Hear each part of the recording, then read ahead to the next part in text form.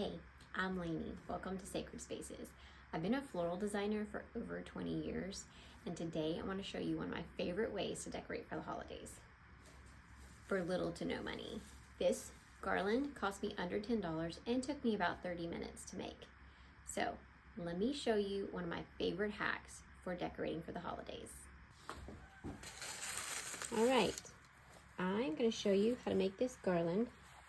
I like to use gloves for this because the cedar can get a little prickly, and this is a little rougher than the wreath that I showed you how to make a couple weeks ago. If you did not see that, I can link it in the notes below. But this is just the cheapest thing that I can get at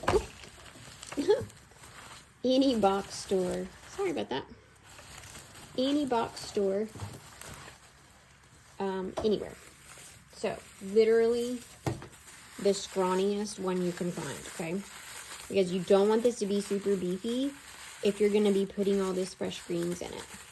So I'm gonna unroll this. This is 12 feet. I am actually just gonna do this in half. I don't want to do the full 12 feet for the video. So I'm going to unroll it and just estimate its half length. And so I just have some snips. You don't need special snips, but that's what I've got on hand. Not knock that down again.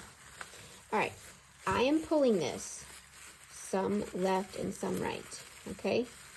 So literally just fluff it out flat, okay?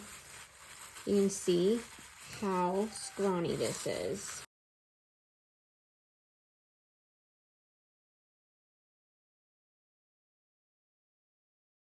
You want to do this in advance. You do not want to do this while you're trying to work everything in. It's just makes the process longer. So do this in advance. Fluff all of this out left and right, okay? Like flat left and right. You don't want it like poking every direction. All right, so let's get started.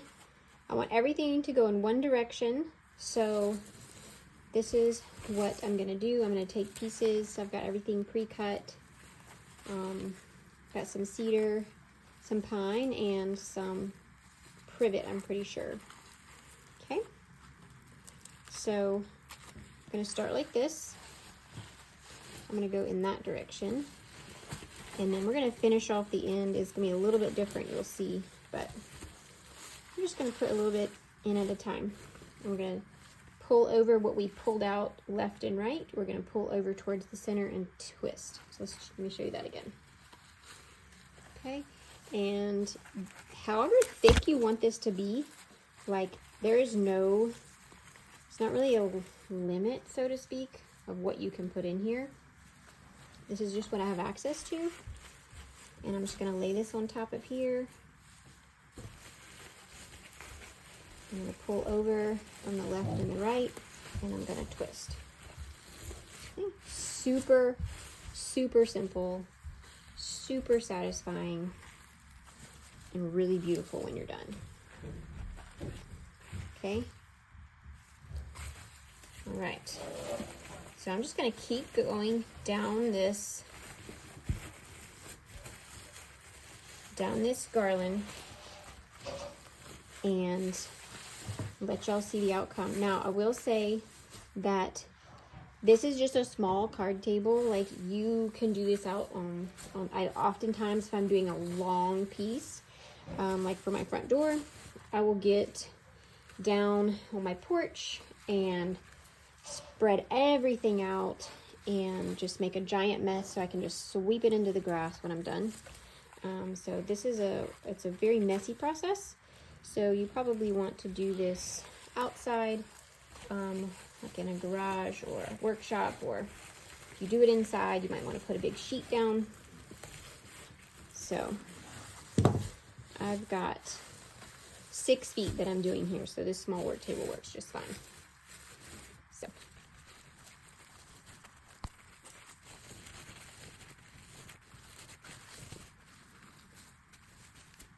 Now, I am gonna put some pine cones as I go, okay? If you can't find pine cones that are on the stem, that's totally fine. I'll show you how to wire those in separately, but I happen to have some that are on the stem. So I'm gonna go ahead and incorporate those as I go, which is super fabulous because it makes for very easy designing.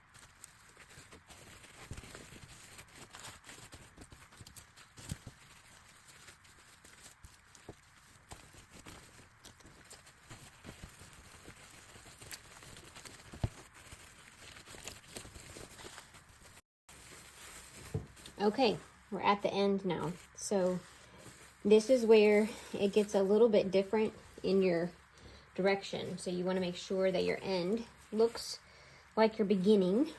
So I'm just going to put this piece like this, not really different, but I want to take up a little bit more on this end than I currently have covered. So I've got that.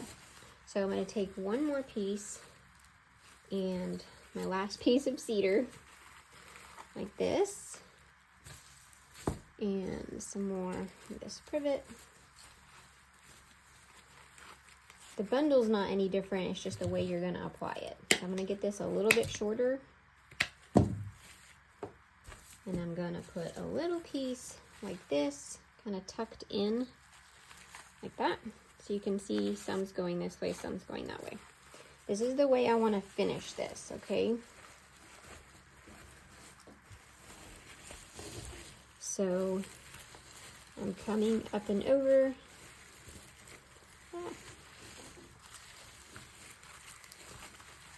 And you can still see some of this.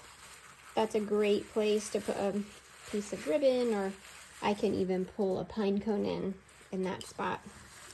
You can see that this doesn't have the stick. So this is a great opportunity for me to show you how to get that in there without having any stick on it. Oh, nope, that pulled right out. Okay, so I'm going to pull that in like this.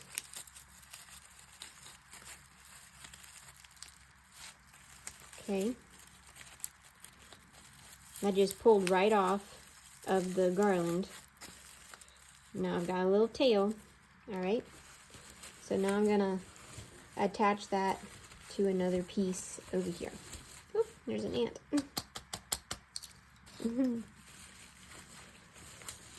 All right. Okay. So now your end and your beginning look very similar, and that's a good thing. All right, we got pine cones throughout, and that is it. I'm going to show you the finished product installed.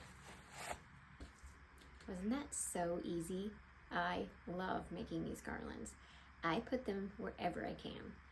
Over the doors, on my banister, on my mantle, on mirrors, anywhere and everywhere that I can, because they're super simple, they're super affordable, and I literally just cut this from my yard. Now, if you don't have access to longleaf pine or any evergreen, you can usually go to a Christmas tree lot and get the bottoms that they cut off of the trees, the branches. They're usually free, so that's a great option.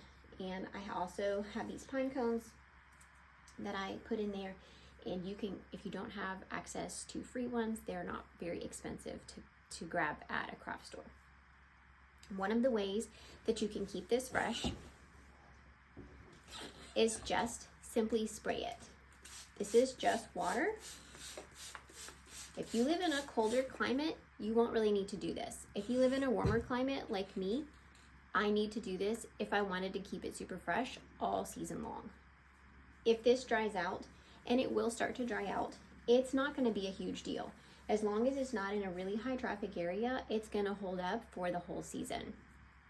And not only that, I'm going to take all of this off, save the garland that I purchased, and use it again next year. So I made one investment, and I'm going to use it for at least 3 to 4 years to come. So perfect for decorating with Lush look without the high price tag. This garland would easily cost me $150 in any of those high-end magazines that you drool over every season. They are gorgeous, of course, but you probably didn't know it's that easy to make. So I hope you enjoy this. You can use so many different fresh greens. This is not just for the holidays at Christmas time. If you made this in the springtime, you could use boxwood. You could still use these other types of evergreens, but magnolia leaves would be make a really beautiful spring garland. And if you didn't catch my wreath making video, I'll put that in the show notes below. You'll want to do that too, because if you have a matching garland and wreath, you will be unstoppable. You're gonna make these and everyone's gonna call you Martha Stewart. But I hope you enjoyed this today. I really enjoyed showing you. Have fun this holiday season making these by the mile.